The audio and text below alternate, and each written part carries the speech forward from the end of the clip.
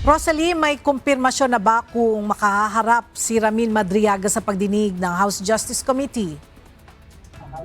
Ella, walang inaasahang makakapigil sa tuluyang pagharap ni Ramil Madriaga sa pagpapatuloy ng pagdinig ng impeachment complaints laban kay Vice President Sara Duterte bukas araw ng Martes, April 14.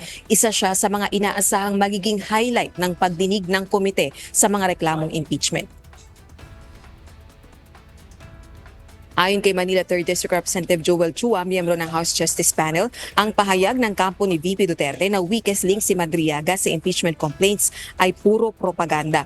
Anya, kung naniniwala si Attorney Paulo Panelo, abogado ni VP Duterte sa perjury complaint na inihain ng kanyang kampo laban kay Madriaga, mas may matinding dahilan ng vice-presidenteng dumalo ng pagdinig at subuki ng claim na ito under oath.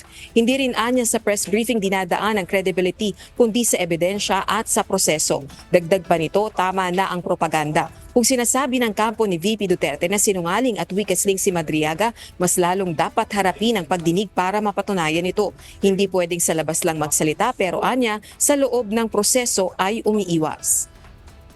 Ella, para sa ilang miyembro ng House Justice Committee, bukas sa pagpapatuloy ng pagdinig ng reklamong impeachment ang itinuturing nilang umpisa ng bloodbath. Balik sa iyo, Ella.